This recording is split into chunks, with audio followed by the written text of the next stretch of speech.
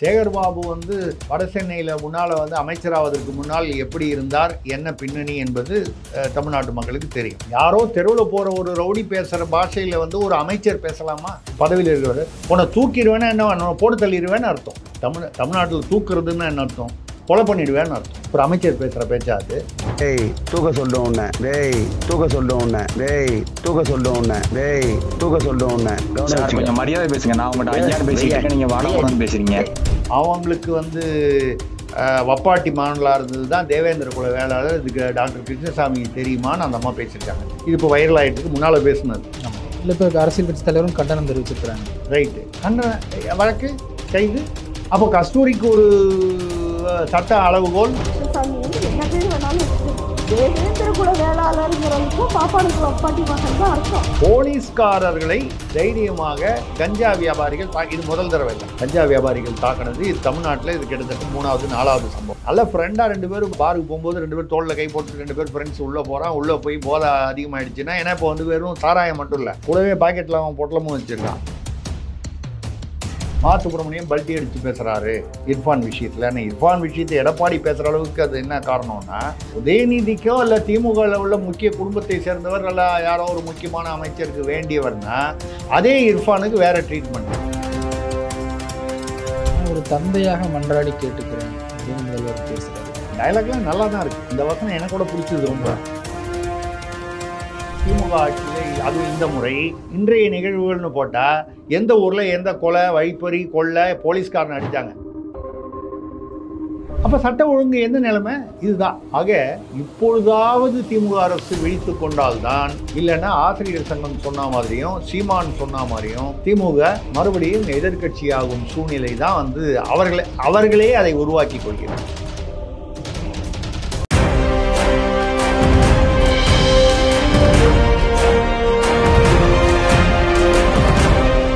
Globe 360 நேயர்களுக்கு அன்பு வணக்கம். இன்றைய சிறப்பு நேர்காணலில் தமிழக அரசியல் இதழின் ஆசிரியரும் மூத்த பத்திரிகையாளருமான திரு திரிசக்தி சுந்தரராமன் அவர்களோடு உரையாட இருக்கிறோம். சார் வணக்கம்.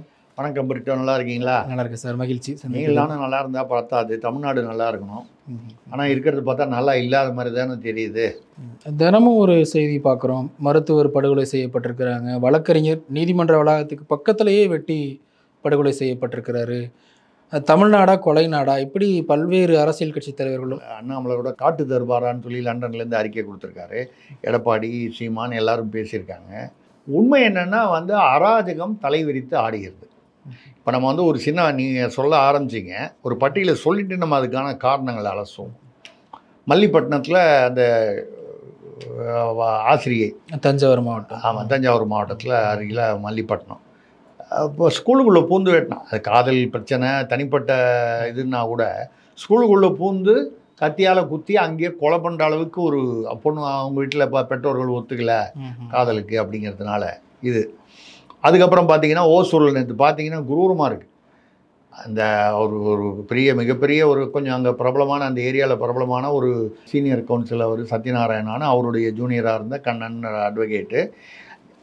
அதுக்கான காரணம் என்ன, ஏதாவது பகையா இல்லை வந்து குறையா நமக்கு தெரியாது. ஆனால் நடு ரோட்டில் பைக்கில் வந்து அவரை வந்து மடக்கி ஒருத்தன் வந்து வெட்டுறது மட்டும் இல்லாமல் சுற்றி எல்லோரும் நின்று பார்க்குறாங்க, வீடியோ எடுக்கிறாங்க செல்லில். அவன் வெட்டி அந்த ஆள் ரத்தம் சொட்ட கீழே துடிக்கிறான். ஆனாலும் வந்து திருப்பி அவன் கையை வெட்டுறான், முகத்தில் மறுபடியும் வெட்டுறான் ஒரு வெறியோட. கொலைக்கான காரணம் யார் பக்கம்? நியாயம் வேறு, சட்டம் வேறு. சட்டப்படி எல்லாமே குற்றம். நியாயம் இருக்குன்றதுனால யார் வேணாலும் வெட்ட முடியாது. ஒரு பட்டப்பகலில் ஒரு வழக்கறிஞருக்கு அதே மாதிரி வரிசையாக பார்த்தீங்கன்னா, ஒரு போன வாரத்தில் பார்த்தீங்கன்னா திருவொற்றியூரில் ஒரு அம்மா வயசான மூதாட்டி அங்கே கடை வச்சுருக்காங்க. இந்த ரவுடி பசங்க அந்த ஏரியாவில் அந்த மாட்டை மாமூல் கேட்குறாங்க. சும்மா அந்த இட்லி கடை வைக்கிற ஆயா அந்த மாதிரி ஒரு சின்ன கடை. அவங்க இல்லைப்பா ஏதோ வியாபாரமே அவ்வளோ, நான் என்னத்தை கொடுக்குறதுன்னு கேட்டாங்க. அது இவங்கெல்லாம் உழைச்சி பழிக்கிறதுக்கு உனக்கு வழி இல்லையா? உனக்கு உடம்பு நல்லா தானே இருக்குது, இந்த வயசுக்கு நான் வந்து இயல்பாக சொல்கிறது தானே, இந்த வயசுக்கு நான் வந்து உட்காந்து நான் வந்து ஏதோ வியாபாரம் பண்ணிக்கிட்டு இருக்கேன், நீ இதில் எங்கிட்ட வந்து மாமூல் கேட்குறியா? உடம்பு நல்லா தானே இருக்குது அவங்கள அப்படி ஏதோ ஒன்று இப்போ அந்த மாதிரி சொல்லியிருக்கு. வெட்டி அந்த மாதிரி கொலை. அவங்க கணவர் தடுக்க வந்து அவருக்கும் அறிவாள் வெட்டு ஆஸ்பத்திரியில் இருக்கார். எங்கே? சென்னையில் இருக்கிற திருவொற்றியூரில். ராஜபாளையத்தில் பார்த்தீங்கன்னா ஒரு எங்கேயோ அந்த கஞ்சா வியாபாரிகள்லாம் வந்து இருந்துக்கிட்டு அவங்களுக்குள்ள ஏதோ தகராறுன்னா அதை விசாரிக்க போகிறதுக்காக 2 போலீஸ்காரங்க யூனிஃபார்மில் இருந்தவங்களாம் கஞ்சா வியாபாரிகள் அடித்து துவைக்கிறது வந்து வீடியோ வருது. பார்க்குறதுக்கே கன்றாவியாக இருக்குது. கிட்டத்தட்ட ஒரு 7-8 பேர் தாக்குறாங்க. 7-8 பேர். அதில் யாரோ 2 பேரை மட்டும் கைது பண்ணியிருக்கேன். ஒருத்தர் வந்து கீழே விழுந்து வழக்கம் போல் கை உடைஞ்சிருச்சுன்னு சொல்கிறாங்க. அதெல்லாம் ரைட்டு. 7-8 பேர் சேர்ந்து ஒரு சீருடையில் வந்து என்னன்னு விசாரிக்க வந்த 2 போலீஸ்காரங்களை அடிக்கிறாங்கன்னா நீங்கள் வந்து அந்த இடத்துல கவனிக்க வேண்டிய விஷயம் வந்து அவங்க யார்? கஞ்சா வியாபாரிகள். அதே மாதிரி திட்டக்குடி கடலூர் பக்கத்தில் அந்த சைடில் உள்ளது. அங்கே நேற்று பார்த்தீங்கன்னா நேற்று டிவியில் வந்துச்சு, பள்ளி மாணவர்களுக்கும் உள்ளூர் கல்லூரி மாணவர்களுக்கும் மோதலாம். பள்ளி மாணவர்கள்னால் அவன் 10வது 11வது 12வது படிப்பான். அவனுக்கு என்ன 2-3 வயசு வித்தியாசம் இருக்கும், இல்லை 4 வயசு வித்தியாசம் இருக்கும். இந்த குரூப்புக்கும் அந்த குரூப்பும் மோதல் அடிதடி திட்டக்குடியில். தேனி பக்கத்தில் பார்த்தீங்கன்னா இதே மாதிரி அருவாளெல்லாம் கையில் ஆயுதங்கள்லாம் வச்சுக்கிட்டு ஒரு குரூப் நின்றுட்டு இருக்காங்க. ஒரு லோக்கல் ஏதோ ஒரு சேனல் செய்தியாளர் வந்து ஆர்வ கோளாறான்னு தெரியல, அவர் கொஞ்சம் ஆயுதம் வச்சுருக்கான்னா ஒதுங்கி போய் அவர் ஏதாவது நியூஸ் கிடைக்குன்னு நினச்சிக்கிட்டு போனாரா நம்ம தெரியல. போய்ட்டு என்னங்க நடுவில் ரோட்டில் ஆயுதம்லாம் வச்சுக்கிட்டு இருக்கீங்க என்ன ஏதுன்னு போய் விசாரிக்க போனார். உன் வேலையை பாட்டு போடான்னு ஏதோ கொஞ்சம் மரியாதை குறைவாக பேசியிருக்காங்க. பதிலுக்கு அவர் வந்து ஏதோ பேசியிருக்காரு. அவரை வெட்டி அவர் ஆஸ்பத்திரியில் இருக்கார். ஒரு செய்தியாளர் அவர் வந்து போய் வேற என்ன அவங்களுக்கும் அவருக்கும் சம்மந்தமே இல்லை. நடு ரோட்டில் ஆயுதங்களோடு இருக்காங்களேன்னு போய் ஒரு பத்திரிகையாளர்ன்ற முறையில் நம்ம செய்தி சேகரிக்கும் போது தெரிஞ்சுக்கலாம் அப்படின்னு போய் நியூஸ் கிடைக்குன்னு நினச்சி கேட்டிருக்கலாம். இல்லை வந்து கண்ணுக்கு எதிரில் ஒரு அநியாயத்தை பத்திரிகையாளன்றவங்க கூட கேட்கலன்னா எப்படின்னு நினச்சி கூட கேட்டிருக்கலாம், நியாயமாக கூட கேட்டிருக்கலாம். இன்னைக்கு காலையில் பேப்பரில் பாருங்கள், சாந்தோம் சர்ச் இருக்குல்ல சென்னையில், அதுக்கு பதில் பிளாட்ஃபார்த்தில் படுத்துருக்கிற பிச்சைக்காரர் அவரு பிச்சை எடுத்த பணத்தை சேர்த்து தலைமாட்டில் ஒரு கேஷ், அது கேஷுன்னா ஏதோ சில 1000 கூட இருக்கலாம், ரொம்ப வருஷமாக இல்லை ரொம்ப நாளாக சேர்த்தது.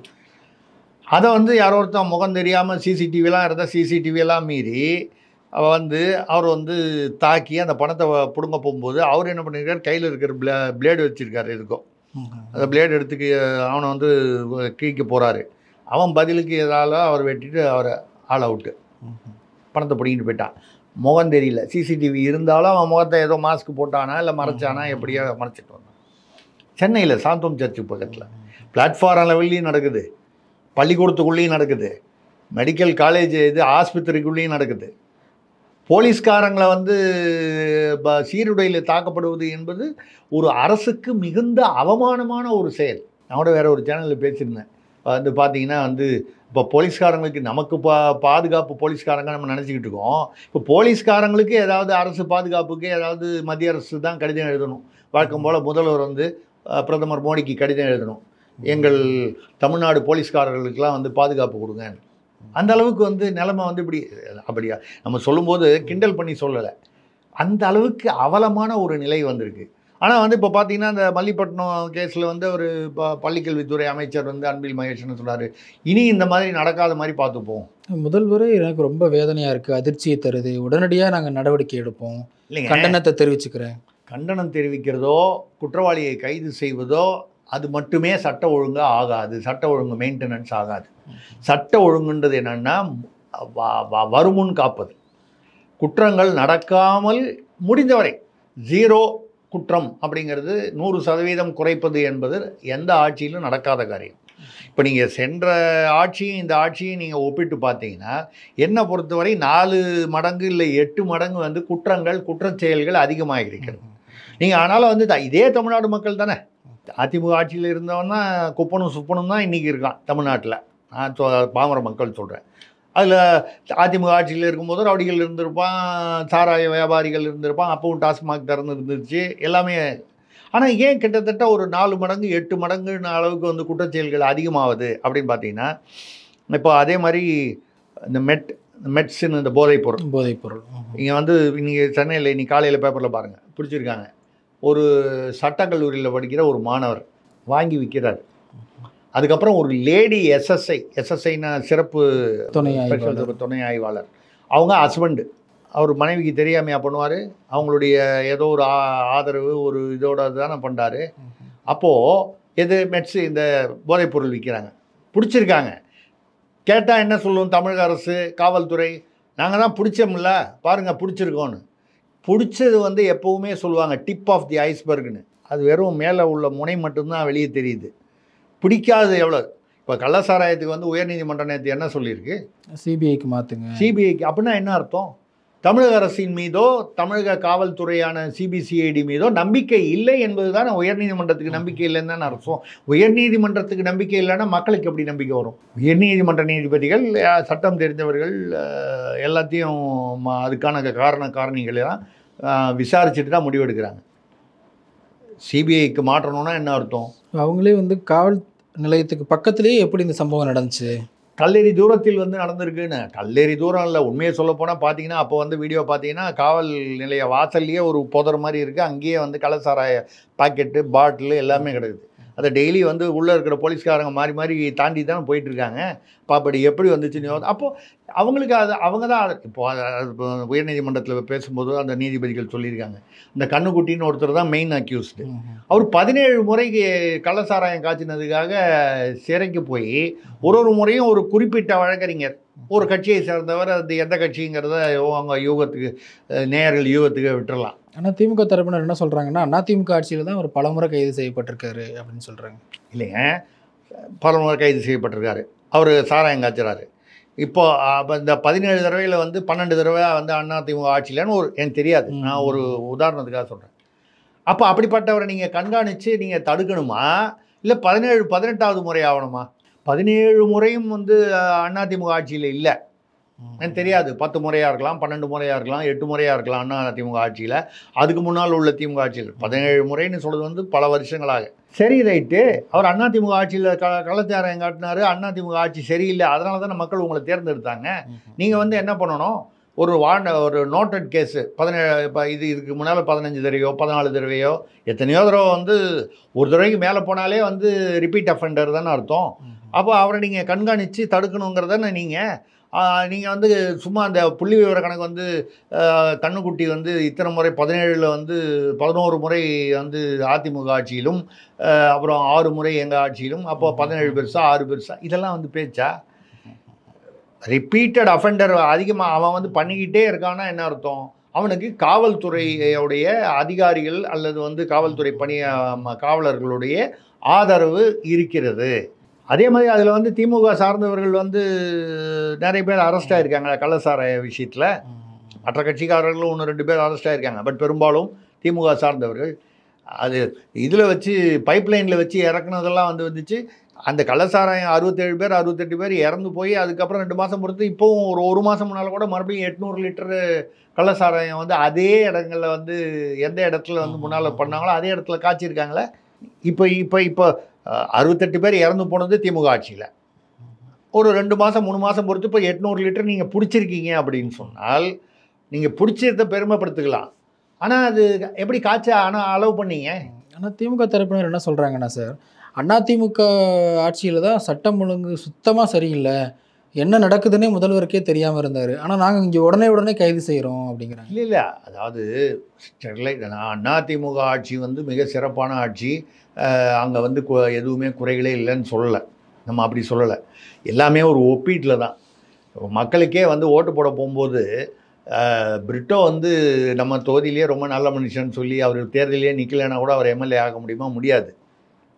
நிற்கிற அதிமுக திமுக மற்ற கட்சிக்காரர்களில் நமக்கு யாரை வந்து இருக்கிறதுல பரவாயில்ல, இல்லை வேறு என்ன காரணங்கள், காசு வாங்கிட்டு போடுறானா, இல்லை வந்து ஏதோ ஒரு ஈர்ப்புனால் போடுறானா, இந்த பிரச்சாரத்தில் மயங்கி போடுறானா, ஏதோ ஒரு காரணமாக போடுறான்.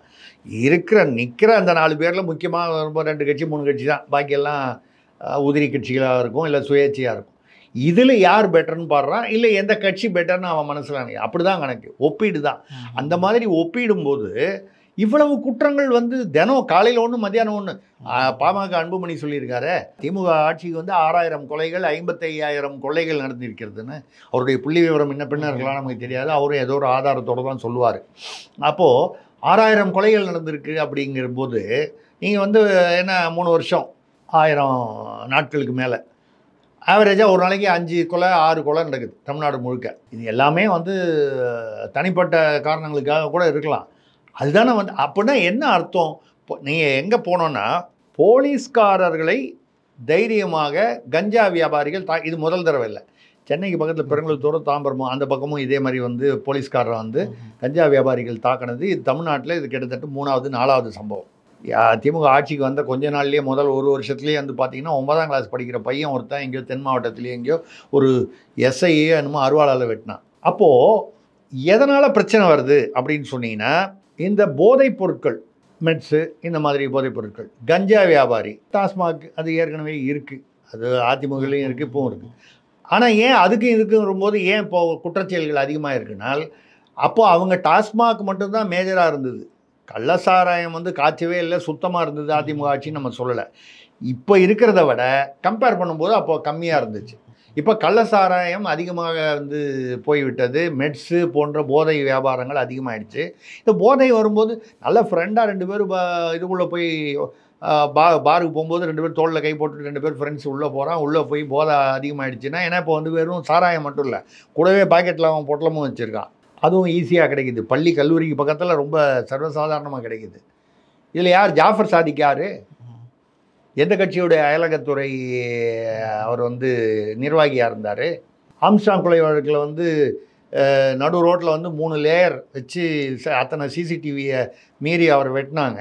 ஒரு சமுதாய தலைவர், அவர் வந்து ஒரு கட்சியின் தலைவர், நடு ரோட்டில் பட்ட பகலில். இத்தனைக்கும் அவரும் ஒன்றும் அவருக்கு பின்னால் பல குற்றப்பின்னணிகளும் உண்டு ஆர்ம்ஸ்ட்ராங்க்கு. அதாவது சாதாரண ஆள் இல்லைன்றதுக்காக சொல்கிறேன், ஒரு பாமரன் இல்லை அவர். அப்படிப்பட்டவரை வந்து பட்டப்பகலில் ஒரு 3 லேயர் வச்சு வெட்டுறாங்க.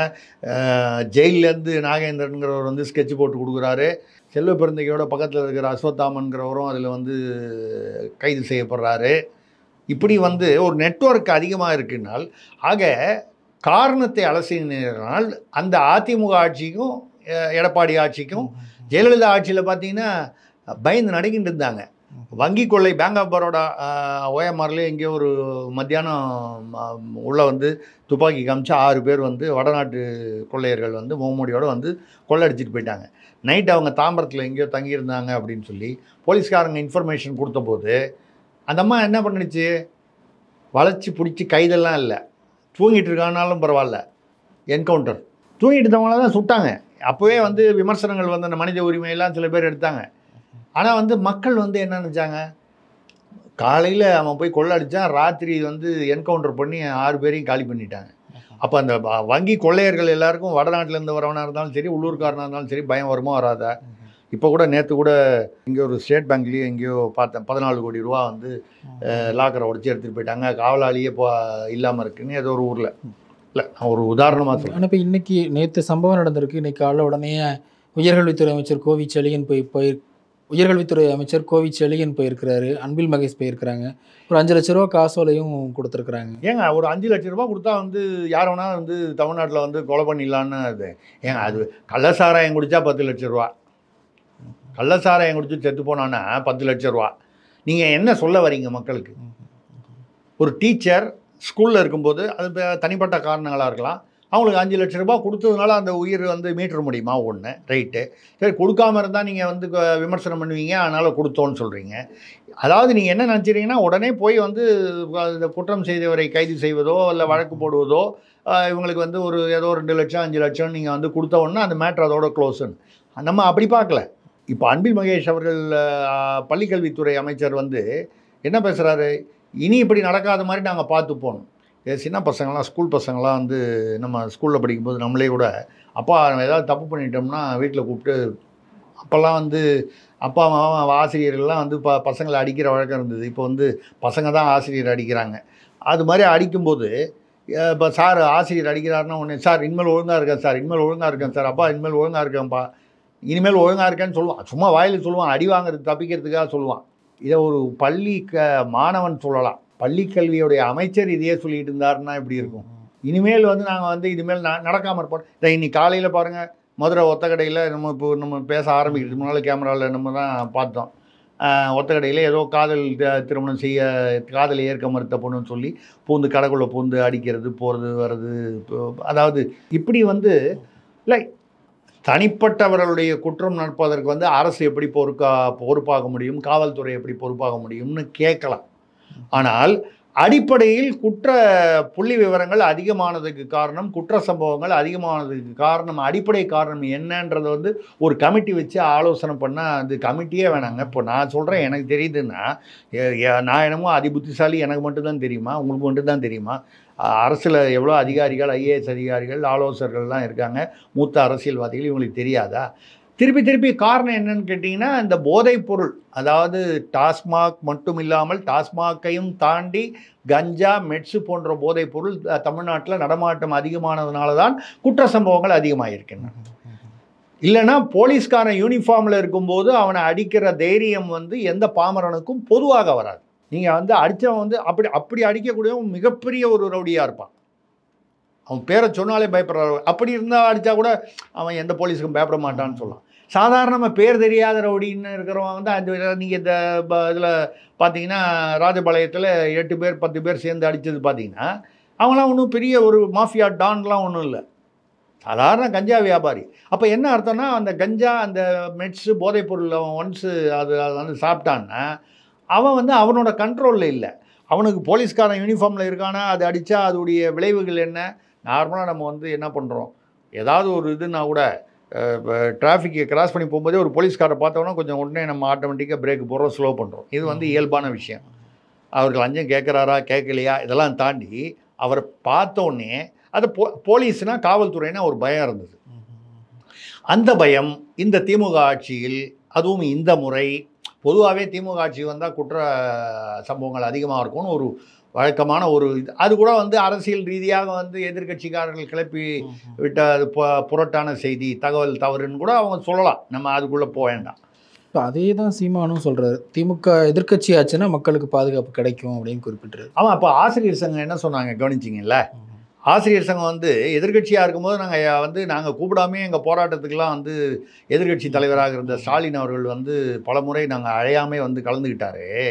உங்கள் பக்கத்தில் நான் எப்போவுமே இருப்பேன்னு சொன்னார். இப்போ 4 மாதமாக அப்பாயின்மெண்ட் கேட்குறோம் எங்களுடைய குறைகளுக்காக, இந்த பணி நிரந்தரம், அவங்களுடைய ஓல்டு பென்ஷன் ஸ்கீமு, இந்த மாதிரி பல விஷயங்களுக்காக கேட்குறோம். அப்பாயின்மெண்ட்டே கொடுக்க மாட்டேங்கிறாரு. அவர் எதிர்கட்சி தலைவராக இருந்தால் மட்டும்தான் எங்களை பார்ப்பார்னா அந்த பரிசை அவருக்கு 2026 நாங்கள் தர தயாராக இருக்கிறோம்னு ஆசிரியர்களும் அரசு ஊழியர்களும் சொல்கிறார்கள். அதாவது உங்களை எதிர்கட்சி ஆக்கிறோன்னு என்ன அர்த்தம்? உங்களுக்கு எதிராக யாருக்கோ ஓட்டு போகிறாது, அதிமுகவாக இருக்கலாம், வேறு ஏதாவது ஒரு கட்சியாக இருக்கலாம், விஜய் கட்சியாக இருக்கலாம், யார் வேணாலும், சீமானாக இருக்கலாம், பாஜகவாக இருக்கலாம், ஆக மட்டும் திமுகவை தவிர வேறு யாருக்காவது ஓட்டு போடுவோன்னு சொல்கிறாங்க. அது வந்து அவ்வளவு சுலபமாக நடந்துருமா? கூட்டணிகள் எப்படி வரும்? இது வேறு கணக்கு, வேறு அரசியல். பட் அந்த அளவுக்கு வந்து மக்களுக்கு வந்து இந்த அரசாங்கத்தின் மீது ஒரு வெறுப்பு இருக்கிறது. இப்போது மருத்துவர் வந்து நீங்கள் பார்த்தீங்கன்னா இது காரணம் என்ன? 2 காரணம் அடிப்படையில் மறுபடியும் நான் சொல்கிறது வந்து இந்த போதைப் பொருள், கஞ்சா, இது ஒரு காரணம். இதை வந்து அது ஏன் வந்து அதிகமாக போச்சுன்னு கேட்டால், அதை வந்து நடத்துகிறவங்க, விநியோகம் பண்ணுறவங்க, இவங்களாம் வந்து காவல்துறையோட உதவின்றது அது இல்லாமல் பண்ண முடியாது. இல்லைன்னா 18வது முறை வந்து கண்ணுக்குட்டி வந்து மறுபடியும் கள்ளசாராயம் காய்ச்சறாருன்னா உள்ளூர் காவல் அதிகாரிகள், அது எந்த ஆட்சியாக இருந்தாலும் அவங்களுடைய உதவி இல்லாமல் முடியாது.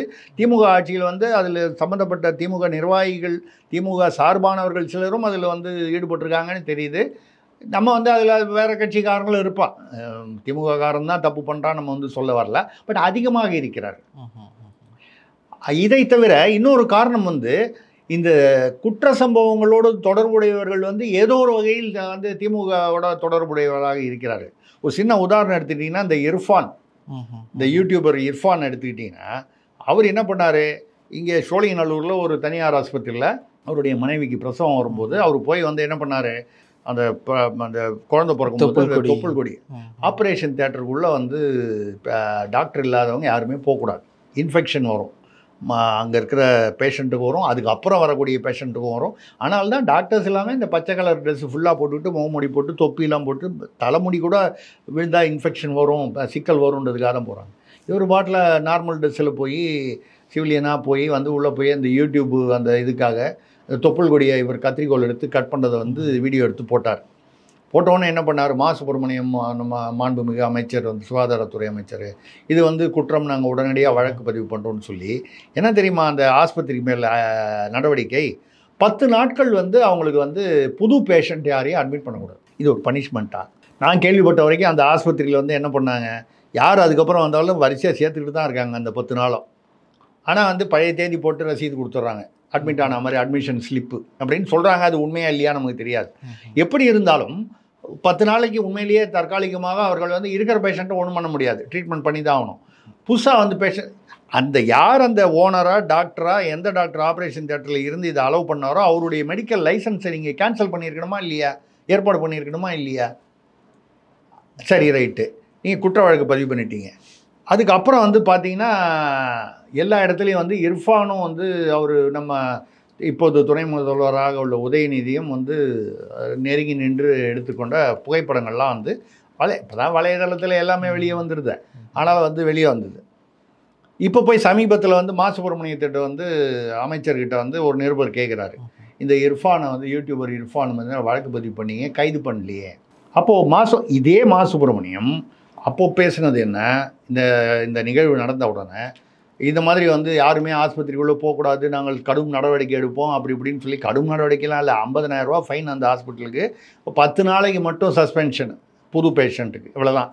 அது சில்ட்ரன் ஹாஸ்பிட்டல், தனியார் ஆஸ்பத்திரி சோழிங்கநல்லூரில். இப்போது அந்த இர்ஃபான் வந்து அவர் உதயநிதி சாரோட அவர் வந்து இந்த ஃபோட்டோக்கள்லாம் புகைப்படங்கள்லாம் வெளியில் வந்த உடனே மா சுப்பிரமணியத்துடைய அந்த குரல் அதுதான் எடப்பாடி முந்தானத்தோ பேசியிருக்காரு.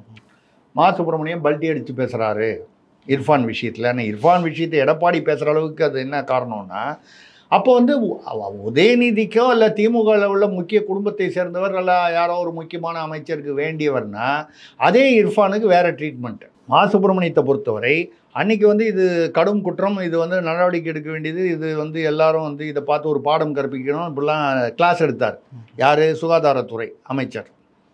ஆனால் வந்து சின்னவரோட வந்து ஃபோட்டோ வந்து வெளியில் வந்த உடனே அப்படின்னா என்ன அர்த்தம்? அவர் சின்னவருக்கு பயப்படுறாரா, அந்த ஃபோட்டோவுக்கு பயப்படுறாரா, இல்லை யாராவது அழுத்தம் கொடுக்குறாங்களா அவருக்கு? இல்லை ஒருவேளை அவ்வளவு பெரிய பிரச்சனை இல்லை அப்படின்னு விட்டுருக்கலாம். இல்லை, அது ஆரம்பத்திலே சொல்லாங்க. சரி, ரைட்டு.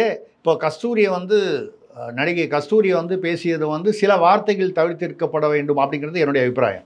அவங்க சொன்ன கருத்தில் வந்து எனக்கு வந்து உண்டு. அவங்க வந்து 2000 வருஷத்துக்கு முன்னால் வந்ததாக நீங்கள் யாரோ சொன்னதை வச்சுக்கிட்டு சொல்கிறவங்கள வந்து நீங்கள் தமிழர்கள் இல்லைன்னு சொல்கிறீங்க. நீங்கள் 200-300 வருஷத்துக்கு முன்னால் வந்தவங்க வந்து நீங்கள் தமிழர்கள்னு சொல்லிட்டு தமிழர்களை ஆட்டி படைக்கிறீர்கள்ங்கிற அர்த்தத்தில் பேசியிருக்காங்க. என்னை பொறுத்தவரை அந்த கருத்தில் தவறில்லை. அதை தாண்டி அவர் வந்து பேசும்போது ஒரு அரசருக்கு வந்து அந்தப்புற நாயகிகளாக வந்தவர்கள் அப்படின்னு சொன்னது அதிகப்படியான விஷயம், தவிர்த்திருக்க வேண்டிய வார்த்தை. அது வந்து பொதுவாக ஒரு மொழி பேசுபவர்களை வந்து எல்லாரையும் அப்படி சொல்லக்கூடாது. அப்படி யாராவது சில பேர் வந்திருக்கலாம். அது அப்படி பார்க்க போனால் எல்லா மொழி பேசுகிறவங்களையும் வந்து அந்த மாதிரி அந்தப்புற நாயகிகள் இருந்திருப்பார்கள். இதெல்லாம் ரைட்டு. நான் வந்து கஸ்தூரி பேசுவதை 100% நியாயப்படுத்தவில்லை. அதே சமயம் அவர் என்னமோ வந்து பெரிய தீவிரவாதி மாதிரி வந்து அவர் வந்து எங்கேயோ ஹைதராபாத்தில் கஸ்தூரி கைது அப்படின்னு போட்டு தலைமை செய்தி போடுற அளவுக்கு தனிப்படையெல்லாம் வச்சு 14 தனிப்படையை வச்சு பிடிச்சாங்களாம். அவங்க என்ன அல்-கொய்தா தீவிரவாதியா? இல்லை, மாவட்டம் முழுக்க கம்ப்ளைண்ட் வந்துச்சு, அதனால் அந்த நடவடிக்கை எடுத்தோம். மாவட்டம் முழுக்க யார் கம்ப்ளைண்ட் பண்ணா பாருங்கள். அது எப்படிங்க ஒரு குற்றத்துக்கு இது? அதாவது ஒரு ஆள் இப்போ இர்ஃபான் பேரில் 10 இடத்துல வந்து போய் எல்லாரும் வந்து புகார் கொடுக்குறாங்க. இர்ஃபான் செய்தது ஒரு தவறு, சட்ட பிரகாரம் தவறு, அது தார்மீக பிரகாரம் சட்ட பிரகாரம். அது இப்போ 6 இடத்துல புகார் வந்ததுன்னா 6 இடத்துல வந்து இது வந்து ரொம்ப சர்வசாதாரணமாக நடக்குது. நீதிமன்றங்கள் தான் இதுக்கு வந்து ஒரு தீர்வு ஏற்படுத்தணும். ஒரே குற்றத்தை 10 பேர் 10 இடத்துல ஒருத்தர் பீகாரில் கொடுக்குறான். இப்போ வந்து சனாதன ஒழிப்பு, நான் வந்து இது வந்து எல்லா பக்கத்துக்கும் சொல்கிறேன். ஒரே சனாதன ஒழிப்பு பற்றி பேசின உதயநிதி அவர்கள், இப்பொழுது துணை முதல்வர், அப்பொழுது வந்து அமைச்சர், அவர் வந்து பேசுகிற ஒரு விஷயத்துக்காக பீகாரில் ஒருத்தன், உத்தரப்பிரதேசத்தில் ஒருத்தன், கர்நாடகாவில் ஒருத்தன், தமிழ்நாட்டில் யாரும் தைரியமாக கொடுக்க மாட்டான். இந்த மாதிரி வந்து கொடுக்கும்பொழுது அப்போ இதே திமுக வந்து அதை வந்து விமர்சனம் பண்ணதில்லை. ஒரே அவரே வந்து நீதிமன்றத்தில் கேட்குறாருல. நான் ஒரு சம்பவம் ஒன்று தான், ஒரே சம்பவம், சனாதன ஒழிப்பு மாநாட்டில் வந்து சனாதனத்தை ஒழிப்பேன்னு சொன்னது. அதுக்கு வந்து வேறு மாநிலத்தில் போட்டால் எல்லாத்தையும் கன்சாலிடேட் பண்ணணும்னு அவர் கேட்குறாருல. உதயநிதிக்கு ஒரு நியாயம், மற்றவங்களுக்கு கஸ்தூரிக்கு வேறு நியாயமா? நான் கஸ்தூரிக்கு சப்போர்ட் பண்ணல. கஸ்தூரியா ஏன் அவங்க தோழர் ஓவியா திராவிட கழகத்தில் அவங்க பேசின பழசு முன்னால் பேசுனது ஆனால் இப்போ வைரல் ஆகிட்டு இருக்கு. அவங்க என்ன வார்த்தை பேசியிருக்காங்க அதை நம்ம சொல்கிறது கூட வந்து நாகரிகம் இல்லாமல் இருக்கும். ஒரு குறிப்பிட்ட உயர்ஜாதின்னு சொல்லும்போதே யாரை சொல்கிறோன்னா அவங்களையும் வந்து வழக்கமாக வந்து அவங்கள வந்து ஒரு இழிவான முறையில் எப்படி ஒரு வார்த்தை யூஸ் பண்ணுவாங்களோ அந்த வார்த்தையை யூஸ் பண்ணி அவங்களுக்கு வந்து வப்பாட்டி மாணலாக இருந்தது தான் தேவேந்திர குல வேளாளர், இதுக்கு டாக்டர் கிருஷ்ணசாமி தெரியுமான்னு அந்த அம்மா பேசியிருக்காங்க.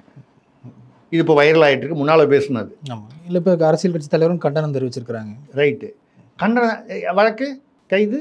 அப்போ கஸ்தூரிக்கு ஒரு சட்ட அளவுகோல், ஓவியா திராவிட கழகத்துக்கு. அப்போ தான் அதான் சொல்கிறேன். இப்போ எதனால் வந்து குற்ற சம்பவங்கள் அதிகமாயிடுச்சு அப்படின்னு சொன்னால், இப்போ வந்து திமுக சார்பானவர்கள், திமுகவை சேர்ந்தவர்கள், திமுகவுக்கு வேண்டியவர்கள் என்றால் அது ரவுடி கஞ்சா இதில் பேசுகிறதுலேருந்து, அதாவது என்ன வார்த்தை வேணாலும் பேசலாம். கஸ்தூரி வந்து தெலுங்கர்களை வந்து அவமானப்படுத்தி விட்டார்ன்றதுக்காக கைதுன்னு சொல்லுவீங்க. ஆனால் வந்து தேவேந்திர குல வேளாளர்களை வந்து அசிங்கப்படுத்துனதுக்காக ஓவியாவை ஒன்றும் பண்ண மாட்டீங்க. ஏன்னா அவங்க தீகாவை சார்ந்து. இதே மாதிரி தான் நீங்கள் அந்த லெவல்லேருந்து கஞ்சா விற்கிறவன், மெட்ஸ் விற்கிறவன்லாம் வந்து நீங்கள் வந்து நாங்கள் ஜாஃபர் சாதிக்கை பிடிச்சிட்டுமேன்னு நீங்கள் சொல்லலாம். ஒரு தந்தையாக மன்றாடி கேட்டுக்கிறேன் அப்படின்னு முதல்வர் பேசுகிறாரு. அதான் அந்த டயலாக்லாம் நல்லா தான் இருக்குது. அந்த வசனம் எனக்கு கூட பிடிச்சது ரொம்ப. போதையின் பாதையில் போகாதீங்க. ஆமாம், சொல்கிறாருல டிவியில் 1/2 மணி நேரத்துக்கு ஒரு தடவை வந்து சொல்கிறாருல. அப்போ ஏங்க வந்து இன்னும் வந்து மெட்ஸ் வந்து மணிப்பூரில், மியான்மர்லேருந்து மணிப்பூர் வழியாக தமிழ்நாட்டுக்கு வந்து இங்கேருந்து இலங்கை வரைக்கும் போகுது. நீங்கள் வந்து இன்றைக்கி வந்து நீங்கள் ஜாஃபர் சாதிக்கு பிடிச்சி உள்ளே வச்சுட்டிங்கன்னா வந்து அவர் தான் பெரிய டிஸ்ட்ரிபியூட்டர் அப்படின்னு ஒரு பேச்சு, தகவல், குற்றச்சாட்டுகள் இருந்தன.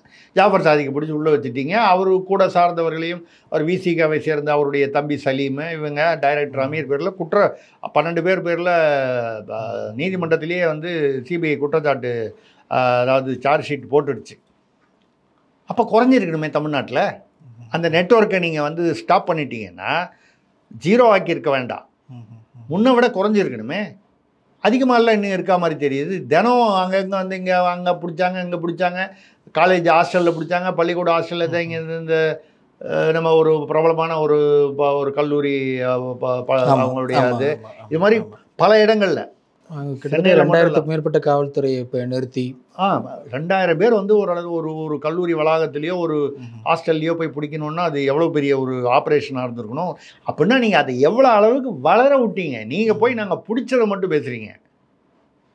நீங்கள் அதை எந்த அளவுக்கு வளர விட்டுருந்தா 2000 போலீஸ்காரன் தேவைப்படுவான். அப்படி யோசனை பண்ணி பாருங்க. அப்படி சொல்லிட்டு நீங்கள் பார்க்கும்பொழுது நாங்கள் 2000 போலீஸ்காரனை வச்சு நாங்கள் தானே பண்ணோம், எங்கள் ஆட்சியில் தானேன்னா. 2000 போலீஸ்காரன் போய் பிடிக்க வேண்டிய லெவலில் நீங்கள் அதை அவ்வளோ வருஷமாக 3 வருஷமாக வளர்த்து விட்டதுனால தான் 2000 போலீஸ்காரன். 2 போலீஸ்காரன் போய் வந்து அதை தடுக்கிற லெவல்லையே நீங்கள் வந்து அதை முளையிலேயே கிள்ளி எரிஞ்சிருந்தீங்கன்னா இந்த நிலைமை வந்திருக்காது. இதுதான் நம்ம சொல்கிறோம். அதே மாதிரி நீங்கள் வந்து அப்போது திமுகவுக்கு ஆதரவான, திமுகவுக்கு தோழமையான, திமுக தொடர்பானவர்கள் எந்த குற்றம் அவர்கள் வந்து மேடை பேச்சிலோ கருத்து தெரிவிப்பதிலோ அதில் ஆரம்பித்து கருத்து சொன்னாலும் அவங்க பண்ணால் தப்பு இல்லை, கஞ்சா வியாபாரம் பண்ணாலும் அவங்க பண்ணால் தப்பு இல்லை, மற்றவங்க பண்ணால் தப்பு. இப்படிப்பட்ட நிலைமை வரும்போது என்ன ஆகுது, காவல்துறை வந்து கைகள் வந்து கட்டப்படுகின்றன. இப்போ சமீபத்தில் அவர் காவல் ஆணையர் அருண் அவர்கள் கூட ரவுடிகளுக்கு புரிகிற மொழியில் நாங்கள் பேசுவோம், பிறகு நீதிமன்ற விளக்கம் கேட்ட பிறகு இல்லைன்னு சொல்லிட்டு மன்னிப்பும் தெரிவித்தார் அவர். அதாவது அவர் என்னுடைய தனிப்பட்ட கருத்தில் வந்து அவர் பேசினது வந்து ஒரு பெரிய மனித உரிமை மீறல்னு நான் எடுத்துக்கல. அதாவது இந்த ஆட்சியையும் காவல்துறையும் விமர்சனம் செய்வது மட்டும்தான் என்னுடைய நோக்கம்னா நான் அப்படி பேசணும். ஆனால் நான் அப்படி பேசலை. நான் என்னுடைய கருத்து வந்து ரவுடிகளுக்கு புரிகிற பாஷையில் பேசுவோன்னு. ஏங்க போலீஸ்காரர் கூட்டு ஒருத்தரை விசாரிக்கிறாங்க, ஒரு கொலை குற்றவாளியோ குற்றம் சாட்டப்பட்டவரையோ இல்லை திருட்டு குற்றம், ஐயா அப்படின்னு சொல்லி அன்பாக பேசி குற்றத்தை ஒப்புக்கொள்ளுங்க ஐயா அப்படின்னு சொல்லி சமோசா வாங்கி கொடுத்தா வந்து கேட்பாங்க. 4 தட்டு தட்டி தான் கேட்டால் தான் உண்மை வெளியில் வரும். இது வந்து ஒன்றும் திமுக காலத்துலன்னு இல்லை, எல்லா காலத்துலேயும் அப்படி தான். அப்போது அவர் பேசுனது ரவுடிகளுக்கு புரிகிற பாஷையில் பேசுவோன்னா கடும் நடவடிக்கை எடுப்போம் அப்படின்ற அர்த்தத்தில் தான் பேசுனதாக நான் புரிஞ்சுக்கிறேன். இதை வந்து ஒரு பெரிய மனித மீறல்னு இப்போ எதை கேட்டாலும் மனித உரிமை மீறல்னு சொல்லிடுறாங்க. அதுக்கு அவர் வந்து ஒரு வருத்தம் தெரிவிக்கிற மாதிரி ஒரு சூழ்நிலை வந்தது. என்னை பொறுத்த வரைக்கும் அது வந்து ஒன்றுமே இல்லாத ஒரு சின்ன ஸ்டேட்மெண்ட்டை வந்து ஒரு காவல்துறையில் அவர் வந்து ரவுடிகளுக்கு ஒரு பயம் வர வேண்டும், நாங்கள் இனிமேல் சும்மா இருக்க மாட்டோம் பார்த்துட்டு, அதுக்கப்புறம் அதை வந்து செயல்முறையில் வந்து அவருடைய வார்த்தைகளை வந்து அவர் நிறைவேற்றுகிறாரா, அவருக்கு கீழே உள்ள காவலர்கள், ஏன்னா அவர் மட்டும் நினச்சா பத்தாது, அந்த என்டையர் போலீஸ் ஃபோர்ஸ்லேயும் அந்த கருத்து அந்த செய்தி வந்து அதுக்காக தான் அவர் சொல்கிறார். அதனால் வந்து அந்த கருத்தில் எனக்கு ஒன்றும் தவறில்லை. ஆனால் அப்படி நடக்கவில்லையே. ரவுடிகளுக்கு பேசலாம் எடுத்துக்க மாட்டாங்களா சார்? தினமும் இவ்வளவு குற்றங்கள் நடக்குது, இவ்வளவு. அதை தான் சொல்கிறேன். நீங்கள் காவல்துறை வந்து நீங்கள் வந்து ஏதோ திமுக பீரியடில் வந்து அவங்க அதிமுக பீரியடில் இருக்கும்போது அவங்க தனியாக ஒரு காவல்துறையை வச்சுருந்த மாதிரியும் திமுக பீரியடில் வேறு காவல்துறையாக இருக்குது. ஒரே காவல்துறை, அதே அதிகாரிகள் என்ன அப்போ வந்து உயர் அதிகாரிகளாக இருந்தவங்க இப்போ டம்மியாக இருப்பாங்க, அப்போ டம்மியாக இருந்தவங்க இப்போ மறுபடியும் வந்திருப்பாங்க. இது பொதுவான ஒரு விஷயம். ஆனால் அதே காவல்துறை, அதே அதிகாரிகள், அடிமட்டத்தில் அதே காவலர்கள் இப்போ வந்து ஏன் அதிகமாச்சு? காவல்துறையினர் அத்துமீறுவது வந்து இப்போ நீங்கள் சாத்தாங்குளத்தில் பார்த்தீங்கன்னா அந்த அப்பா மகன் வந்து அவங்கள வந்து சிறையில் வந்து பண்ணாங்க. அது இங்கேயும் அது வந்து அதிமுக அரசு பண்ணபோது அதை எதிர்த்து வந்து அதே மாதிரி ஸ்டெர்லைட்டில் வந்து நான் டிவியை பார்த்து தான் தெரிஞ்சுக்கிட்டேன் 13 பேர் சுட்டாங்கன்னு எடப்பாடி முதல்வர் சொன்னபோது இந்த தமிழக அரசியலில் கார்கோடன் அட்டப்பட கட்டுரையே போட்டோம். இது தமிழக அரசுக்கு அவமானம். ஒரு முதல்வர் வந்து நான் டிவி பார்த்து தான் தெரிஞ்சுக்கிட்டேன்னா அப்புறம் எனக்கும் முதல்வருக்கும் என்ன வித்தியாசம்? பாமரனுக்கும் முதல்வருக்கும் என்ன வித்தியாசம்? ஆட்சியை கையில் வச்சுருக்காரு, அத்தனை IPS IASலாம் அவருக்கு ரிப்போர்ட் பண்ணுறாங்க, எனக்கு அப்படி தான் தெரிஞ்சுதுன்னு அப்போ நம்ம விமர்சனம் பண்ணியிருக்கோம். திமுகவை தான் விமர்சனம் பண்ணோம்ல. ஆனால் இந்த மாதிரி வந்து குற்றம் வந்து காலையில் ஒன்று, மத்தியானம் ஒன்று, சாயந்தரம் ஒன்று, இப்படி வந்து அப்படியே அந்த தனியாக வந்து ஒரு நியூஸ் பேப்பர்லேயும் வந்து இன்றைய நிகழ்வுகள்னு போடுற மாதிரி, இன்றைய நிகழ்வுகள்னால் வழக்கமாக இந்த கச்சேரி, ஏதோ ஒரு நாடகம், இந்த மாதிரி இலக்கிய நிகழ்ச்சிகள், இதுதான் இன்றைய நிகழ்வுகள் வரும். இன்றைக்கி வந்து பார்த்திங்கன்னா திமுக ஆட்சியில் அதுவும் இந்த முறை இன்றைய நிகழ்வுகள்னு போட்டால் எந்த ஊரில் எந்த கொலை, வழிப்பறி, கொள்ளை, போலீஸ்காரன் அடித்தாங்க, அதுதான் சொல்கிறேன். காவல்துறை அத்துமீறலையே இவங்க கூட தான் வந்து இந்த விக்னேஷ்னு ஒரு பையன் வந்து காவல்துறை இங்கே தான் சென்னை அண்ணா நகர்லேயே ஏதோ ஒரு சென்னை பகுதியில் தான் அந்த பையனை ஏதோ ஒரு குற்றத்துக்காக வந்து கைது பண்ணாங்க. அந்த பையன் இறந்து போயிட்டார். முதல்வரே சட்டமன்றத்தில் வந்து அவர் காலையில் இட்லி சாப்பிட்டாரு, வயிற்று வலியில் செத்து போயிட்டாருன்னு சொன்னாங்க. அதுக்கப்புறம் வந்த விசாரணையில் அவர் காவல்துறை தாக்கப்பட்டதுங்கிறது உயர்நீதிமன்றமே கண்டனம் தெரிவிச்சது. இது வந்து அதாவது இது திமுக அதிமுக நம்ம பிரித்து பார்க்கல. காவல்துறை அத்துமீறல்கள் என்பது அந்தந்த காவல் அதிகாரிகள் காவலர்களை பொறுத்து அமைவது. ஒருத்தர் வந்து இந்த பல்வீர் சிங்கை அந்த பல்லு பிடுங்கினாருன்னு சொல்லி இவங்க இந்த இதுதான் வந்தது. அதில் வந்து அதிமுக திமுக நம்ம பிரித்து பார்க்கல. ஆனால் காவல்துறை மீதே அத்துமீறல்கள் என்பது இந்த திமுக ஆட்சியில் ரொம்ப அதிர்ச்சியாக இருக்கிறது. லாக்அப் மரணங்களும் அதிகமாயிருச்சு அப்படிங்கிற ஒரு புள்ளி விவரமும் சொல்கிறாங்க. ஆமாம், லாக்அப் மரணங்கள் அதிகமாக, அதுதான் சொன்னேன். அது விக்னேஷ்ங்கிறது ஒரு சின்ன உதாரணமாக தான் சொன்னேன். சாத்தாங்குளத்தில் எப்படி சொன்னோமோ அதே தான் விக்னேஷ் நம்ம சொல்கிறோம். அது அதிமுக, இது திமுக ஆட்சி. இது வந்து அதிகமாகிட்டே வருது. லாக்அப் மரணங்கள் அதிகமாகிட்டே வருதுன்னா அப்போ என்ன அர்த்தம்? காவல்துறையும் அத்துமீறுகிறது. அது கூட எனக்கு கவலை. அதில் ரைட்டு, தவறு செய்பவர்களை வந்து நீங்கள் தண்டித்தால் அது வந்து அந்த டிசிப்ளின் வர்றதுக்கு வாய்ப்பு இருக்குது. அந்த பயம் வரும். சாத்தாங்குளம் கேஸில் இருக்கிற அந்த காவல் அதிகாரிகள் வந்து இன்றைக்கும் வந்து ஜெயிலில் இருக்காங்க, இல்லை பெயிலில் இருக்காங்க. இந்த மாதிரி வரும்போது மற்றவர்களுக்கு அது ஒரு பாடமாக அமைவதற்கான வாய்ப்பு இருக்கிறது. தெரிஞ்சிருவாங்க மொத்தமாக, நான் சொல்லலை தவறு செய்பவர்கள். இருந்தாலும் தவறுகள் குறையும். ஆனால் காவல்துறை மீதே அத்துமீறுகிறார்கள். கஞ்சா வியாபாரிகள், ரவுடி பார்த்தீங்கன்னா வந்து அந்த மாதிரி வந்து போலீஸ்காரனை தைரியமாக கஞ்சா விற்கிறவங்களை கைது செய்வதற்கு, அவங்கள கட்டுப்படுத்துறதுக்கு காவல்துறைக்கு வேறு எதுவும் நெருக்கடி, அந்த அழுத்தங்கள் என்ன, அதுதான் நான் கேட்குறேன். அந்த அழுத்தங்கள் இருப்பதனால தானே அவங்களால வந்து, அதாவது காவல்துறையுடைய காலையும் கையும் கட்டி போட்டுட்டு அவனை வந்து ஓட்டப்பந்தயத்தில் ஓடுனா அவன் எப்படி ஓடுவான்? காவல்துறை திறமை இல்லைன்னு இப்போ கூட பார்த்தீங்கன்னா இதில் முகப்பேரில் நேற்று, அதாவது நம்ம வந்து எப்படி விமர்சனங்கள் சொல்கிறோமோ அது மாதிரி நல்ல விஷயமா இருந்தாலும் அதை நம்ம வரவேற்று பாராட்டுவது ஒரு பத்திரிகையாளனின் அடிப்படை கடமை. நீங்கள் வந்து முகப்பேரில் வந்து ஒரு தம்பி வந்து அவர் எங்கேயோ டிரைவராக இருக்கார், பைக்கில் போகும்போது அவர் பொண்ணுக்கு ஃபீஸ் கட்டணுன்னு, ஸ்கூலுக்கோ காலேஜுக்கோ ஃபீஸ் கட்டணும்னு சொல்லி மார்வாடி கடையில் போய் ஒய்ஃபு நகையெல்லாம் வச்சு பணத்தை இதை வைக்கிறதுக்காக நகையை எடுத்துகிட்டு போகிறாரு. ஏதோ ஒரு துணியில் கட்டி என்னமோ இது தவறி விழுந்துடுது. இந்த முகப்பேர் சாலையில் நெடுஞ்சாலையில் போகும்போது எங்கே இவருக்கு விழுந்துருச்சுன்னே தெரியல. இவர் அங்கே போய் மார்வாடி கடை பக்கம் போய் பார்த்தா இல்லை, எங்கே விழுந்ததுன்னு தெரியலன்னு அவர் மனசு வந்துட்டாரு. புகார் எதுவும் கொடுக்கல. ஏன்னா எங்கே விழுந்ததுன்னு எந்த போலீஸ் ஸ்டேஷனில் போய் கொடுப்பாரு? ரொம்ப தூரம். அவர் கோடம்பாக்கத்துலேருந்து போயிருக்காரு. கோடம்பாக்கம் முகப்பேருன்றது நல்ல தூரம் உள்ளது. ஆனால் யாரோ ஒரு நல்ல மனிதர் பின்னால் பைக்கில் வந்தவர் கொஞ்சம் நேரம் பொறுத்து வந்தபோது தெருவில் வந்து ஒரு மூட்டை மாதிரி கிடக்குதுன்னு சொல்லி அதை எடுத்து பார்த்துட்டு நொளம்பூர் காவல் நிலையத்தில் கொண்டு போய் அந்த நல்ல மனிதர், இந்த சமுதாயத்திலும் நல்ல மனிதர்கள் இன்னும் இருக்கிறார்கள் என்பதற்கு ஒரு சாட்சி கொண்டு போய் கொடுத்து அவங்களுக்கு இப்போ அவங்க வந்து அந்த சந்திரசேகர்னு அங்கே உள்ள நொளம்பூர் காவல் அதிகாரி இன்ஸ்பெக்டர் வந்து பக்கத்தில் உள்ள ஸ்டேஷன்லாம் கேட்குறாரு, இந்த ஏரியாவில் ஏதாவது புகார் வந்திருக்கான்னு. இவர் தான் புகார் கொடுக்கல. உடனே அங்கே உள்ள 125 சிசிடிவி அந்த ஏரியாவில் சுற்றி அந்த நடந்த அந்த பக்கத்தில் அந்த ஏரியாவில் அது எல்லாத்தையும் ஆராய்ச்சி பண்ணதில் இந்த மகேஸ்வரன்ற அந்த தவற விட்டார அவருடைய வண்டியிலேருந்து தவற அவர் விழுறது வந்து 125 சிசிடிவியில் ஒரு சிசிடிவியில் பார்த்தீங்கன்னா காலையிலேருந்து இந்த ஒரு ஒரு மணி நேரத்தில் 2 மணி நேரத்தில் பார்த்தீங்கன்னா எவ்வளவு வண்டி பாஸ் ஆகும் அதெல்லாம் நுண்ணியமாக கவனித்து இந்த வண்டி நம்பரை பார்த்து அந்த வாகனில் போட்டிங்கன்னா வண்டி ஓனர் யாருன்னு தெரிஞ்சு அவருடைய ஃபோன் நம்பர் கண்டுபிடிச்சி அவரை கூப்பிட்டு இதை வந்து அவர்கிட்ட அந்த நகையை வந்து முழுதாக ஒப்படைத்திருக்கிறார். அந்த இன்ஸ்பெக்டர் பேர் சந்திரசேகர். அண்ணா நகருடைய டிசியான ஸ்னேகப்பிரியாவும் ஏசி பிரம்மானந்தமும் வந்து அவருக்கு வந்து அந்த காவல்துறை அதிகாரியை பாராட்டி இருக்கிறார்கள். ஏதாவது விருது கொடுப்பார்கள் என்று நினைக்கிறேன். இப்போ நல்லது செய்யும்போது நம்ம சொல்கிறோம், ஆனால் அந்த நல்லது செய்கிற காவல்துறை அதிகாரிகள் வந்து அப்படின்னா வந்து இல்லாமல் போல திமுக ஆட்சியில். ஏன்னா அவங்க அதிமுக ஆட்சியிலையும் இருந்தாங்க, திமுக ஆட்சியிலையும் இருக்காங்க, அதே அதிகாரிகள் தான். அவன் நல்லது செய்கிறதும் செய்யாததும் வந்து அவன் கையை கட்டி போடுறது தான். இந்த மாதிரி சந்திரசேகரங்கள் அதிகமாக இருந்தால் குற்றங்கள் குறையும். வேறு மாதிரி இருந்தாங்கன்னா போலீஸ்காரனே வந்து கஞ்சா விற்கிறதுக்கு ஏற்பாடு பண்ணுறான், வந்து போலீஸ்காரன் வீட்டில் குடும்பத்தை சேர்ந்தவங்களே பண்ணுறாங்க. அப்போ கட்சியை சேர்ந்த ஆளுங்கட்சியை சேர்ந்தவர்கள் செய்யும்போது அவன் கைகள் கட்டப்படுகின்றன. இவன் போய் போலீஸ் ஸ்டேஷனில் போய் அவன் ஒரு ஆக்ஷன் எடுத்தான்னா, எங்கள் வீட்டுக்கிட்ட நான் ஒரு சின்ன உதாரணமாக சொல்கிறேன். எங்கள் வீட்டுக்கிட்ட ஒரு டாஸ்மாக் இருக்குது.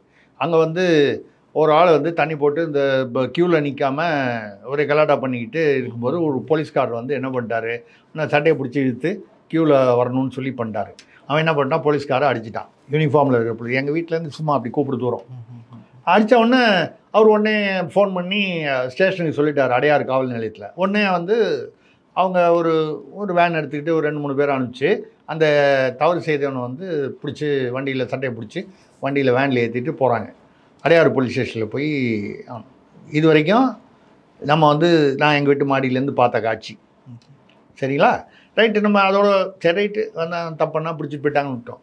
ஒரு 4 நாள் பொறுத்து அந்த போலீஸ்காரரு யார் அந்த அடிபட்டாரோ அறை வாங்கினாரோ அவர் வந்து திரும்பி வராரு. நம்ம இப்போது வாட்ச்மேன் அவர் வந்துட்டு இது பேசும்போது என்னங்க ஆச்சுன்னு, அதே ஏன் கேட்குறீங்க, அந்த ஆளை உள்ளே பிடிச்சி வச்சுருந்தாங்க. 10 நிமிஷத்தில் எங்கேருந்தோ ஒரு ஃபோன் வந்துச்சு, அவனை வந்து வெளியில் விட்டுட்டாங்க, அவன் பாட்டில் போயிட்டான். அப்புறம் எங்களுக்கெல்லாம் என்னங்க மரியாதை இருக்கும்.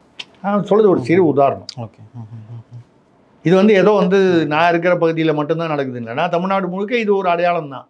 அப்போது இந்த காவல்துறையில் வந்து காவலர்கள் காவல் அதிகாரிகளுக்கு வந்து என்ன அழுத்தம் கொடுக்கப்படுகிறது, அவர்களுக்கு வந்து என்ன இந்த மாதிரி ஒரு திமுககாரங்க, திமுக தொடர்பானவர்கள், திமுக நிர்வாகிகள், அவர்கள் குடும்பத்தை சேர்ந்தவர்கள்னால் அவங்களே இந்த மாதிரி வியாபாரங்களில் வந்து ஈடுபடுவதால் இது வந்து அதிகமாக இருக்கோ அப்படின்ற ஒரு சந்தேகம் மக்களுக்கு எழுவது நியாயமானது. நீங்கள் இப்போ வந்து எல்லாரும் இப்போ பார்த்தீங்கன்னா ஆசிரியர்கள் வந்து இவங்க விஏஓ அதான் வருவாய்த்துறை ஊழியர்கள் வந்து என்ன கேட்குறாங்க, மணல் கடத்தலுக்கு போனால் வந்து லாரி ஏற்றி கொண்டுடுறாங்க, ட்ரக் ஏறி, எங்களுக்கு வந்து துப்பாக்கி வச்சுக்கிறதுக்கு லைசன்ஸ் வேணும்னு கேட்குறாங்க.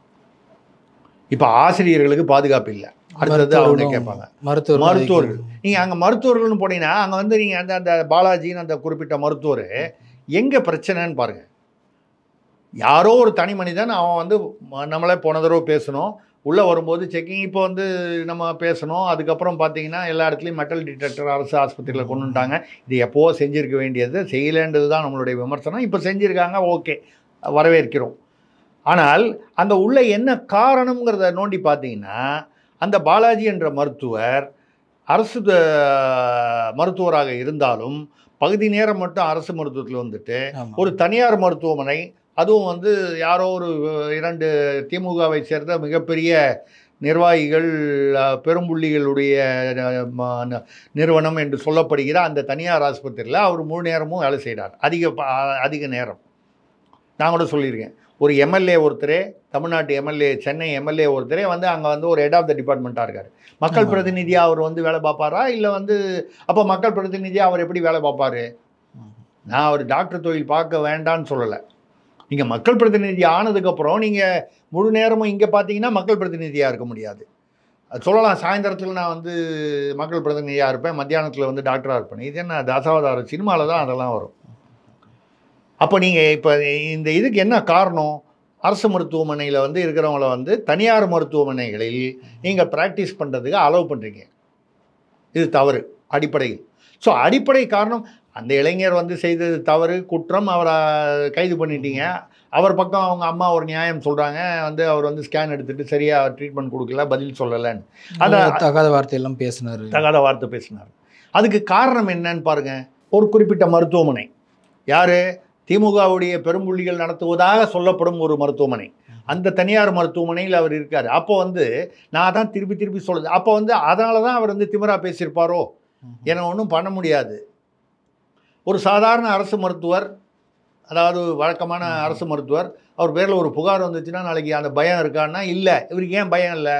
முக்கியமான இடத்துல அவங்க தனியார் அவங்களுடைய இதில் நான் வந்து டாக்டராக இருக்கல, என்னை யாரும் அசைக்க முடியாது, ஆளுங்கட்சியுடன் எனக்கு வந்து அவ்வளவு பலமான தொடர்பு இருக்குன்ற அந்த திமிரில் அவர் பேசியிருக்கலாம் என்று பத்திரிகைகள் எழுதி அப்படி தானே விமர்சனங்கள் வந்திருக்கு. அப்போ நீங்கள் எங்கே பார்த்தாலும் கஞ்சா வியாபாரியாக இருந்தாலும் சரி, மருத்துவ அதே கிண்டியில் பார்த்தீங்கன்னா சுப்ரியா சாஹூ அந்த அம்மா ஹெல்த் செக்ரட்டரி வந்து இது நடந்தது வந்து அப்படிலாம் வழக்கமான இதெல்லாம் கொடுத்தாங்க. மறுநாளைக்கே ஒரு இளைஞர் போனார், அவருக்கு சரியாக ட்ரீட்மெண்ட் கொடுக்காம இறந்து போயிட்டாருங்க. மறுநாள் மறுபடியும் அவங்க என்ன சொன்னாங்க, நாங்கள் இதுக்கப்புறம் இதே மாதிரி நடக்காமல் பார்த்துப்போம். எவ்வளோ நாள் ஒரு ஹெல்த் செக்ரட்டரி ஐஏஎஸ் ஆஃபீஸர் அவங்க என்ன பண்ணுவாங்க, தினம் இந்த ஒரு அறிக்கை கொடுக்குமா அப்படின்னு மேலே இருக்கலன்னு கூப்பிட்டு சொன்னால் அறிக்கை கொடுத்துட்ருக்காங்க. அதுக்கப்புறம் 4 நாள் பொறுத்து ஒரே வாரத்தில் நடந்தது.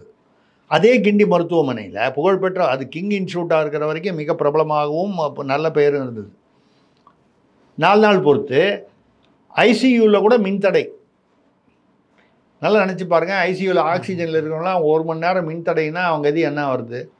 ஜென்ரேட்டர் இருக்கும்ல, நார்மலாக வந்து வீட்டிலெல்லாம் ஃப்ளாட்ல எல்லாமே வந்து இது ஆஃப் ஆச்சுன்னா ஆட்டோமேட்டிக்காக ஜென்ரேட்டர் வந்து டீசல் ஜென்ரேட்டர் வச்சுருப்பாங்க, அதை ஆன் பண்ணி விட்ருவாங்க, இல்லை ஆட்டோ ஆனில் வரும். ஆஸ்பத்திரியில், அரசு மருத்துவமனையில் அப்படி ஒரு மின்தடை வந்து அந்த 1 மணி நேரம் வந்து மின் சப்ளை வரலைன்னா அந்த அந்த மருத்துவமனையுடைய தலைமை நிர்வாகி யாரோ அவரை நீங்கள் வந்து உடனடியாக பணி நீக்கம் செய்ய வேண்டும் தானே. இதுவே என்னென்னா தனியார், அதுவே வந்து தனியார்னா அங்கே என்ன வந்துடுதுன்னா, தனியார்னா திமுகவுக்கு வேண்டியவரா, திமுக குடும்பத்துக்கு வேண்டியவரான்னு வருது. வேண்டியவர்னா தனியார் ஆஸ்பத்திரியாக இருந்தாலும் நாங்கள் வந்து 10 நாளைக்கு சஸ்பென்ஷன், அந்த சோழிங்கநல்லூர் ஆஸ்பத்திரி இர்ஃபான் கேஸ் மாதிரி ஆயிடும். ஸோ இந்த திமுக ஆட்சியில் தான் இப்படி. இப்போ நீங்கள் வந்து ஆசிரியர்கள் ரிவால்வர் கேட்குறாங்க, கை துப்பாக்கி கேட்குறாங்க, விஏஓலாம் ரெவன்யூ அஃபிஷியல்ஸ் கேட்குறாங்க, மருத்துவர்கள் கேட்குறாங்க, வழக்கறிஞர்கள் போராட்டம், இன்றைக்கி நாளைக்கு போராட்டம். போராட்டம் தான் போராடுவாங்க, பட்ட பகலில் வெட்டி கொள்கிறாங்கன்னா. மருத்துவர்கள், இப்படி வந்து பத்திரிகையாளர்கள், நீங்கள் நானுமே இனிமேல் பிரிட்டோவும் திருசக்தி சுந்தரராமனும் கையில் ஒரு துப்பாக்கியோடு தான் அலையணும். இது சாத்தியமா? அப்படி நடந்தால் இதற்கு பெயர் வந்து இது வந்து தமிழ்நாடா தாலிபானா? நான் கேட்குற கேள்வி, இது தமிழ்நாடா தாலிபானா? திமுக அரசா தாலிபான் அரசா?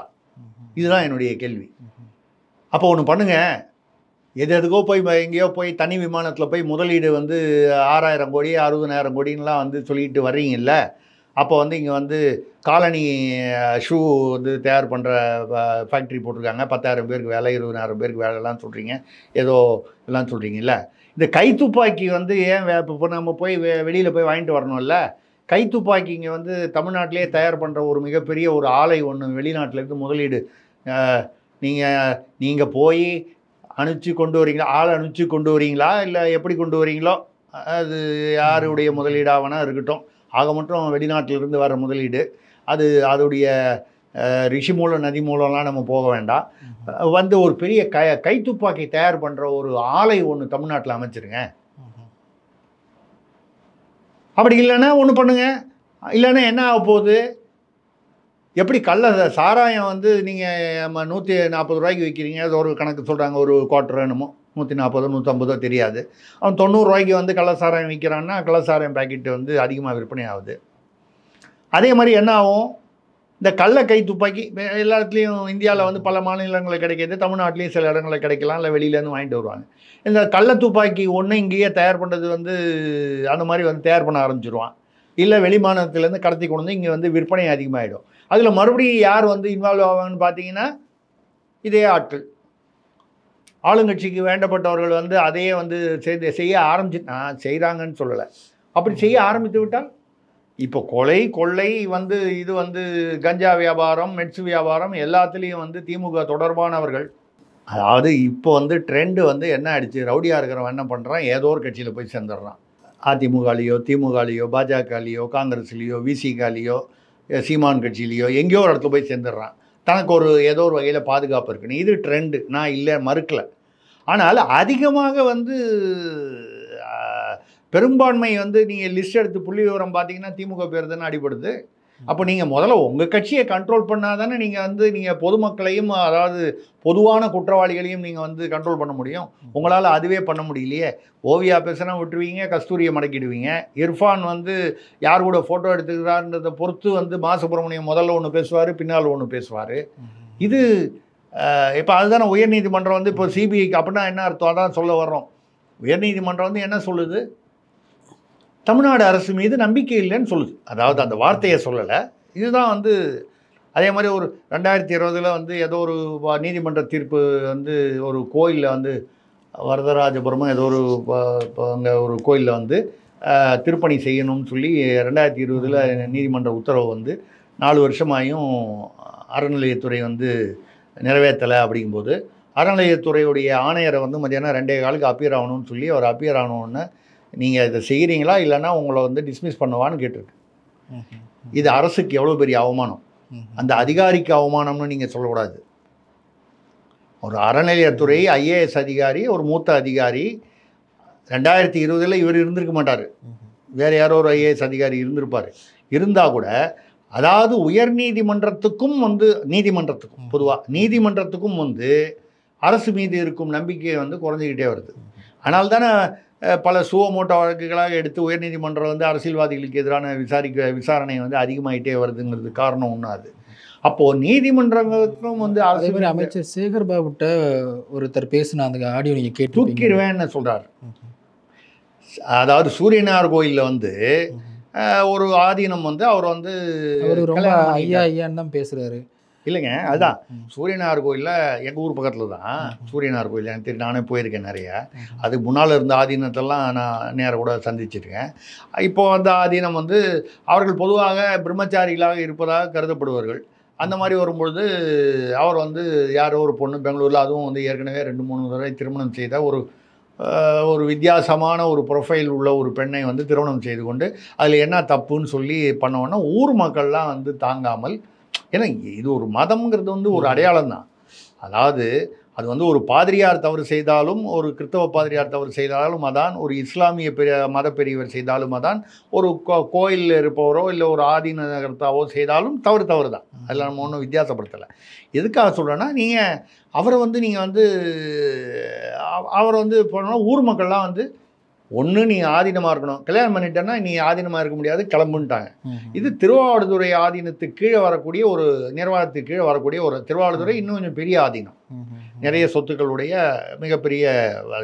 முதல்ல வந்து இந்தியாவுக்கு சுதந்திரம் கிடைத்த போது நேரு வந்து அந்த செங்கோல் கொண்டு போய் கொடுத்தது யாருன்னு பார்த்தீங்கன்னா, சரித்திரத்தில் வந்து இன்றைக்கி செங்கோல் பாராளுமன்றத்தில் வச்சுருக்காத, அதை வந்து திருவாவடுதுறை ஆதீனத்தை விட்டு தான் வந்து நேரு கையில் செங்கோலை கொடுக்க வச்சாங்க வெள்ளையர்கிட்டேருந்து சுதந்திரம் வரும்போது.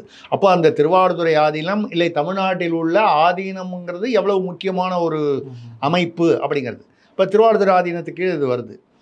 இப்போ அவர் என்ன பண்ணார், டக்குன்னு இதை வந்து ஹெச்ஆர்என்சிக்கு சாவியை கொடுத்துட்டு போயிட்டார். ஹெச்ஆர்என்சி வந்து என்ன, இன்றைக்கும் உச்சநீதிமன்றத்திலும் உயர்நீதிமன்றத்திலும் பல வழக்குகள் இருக்குன்னு.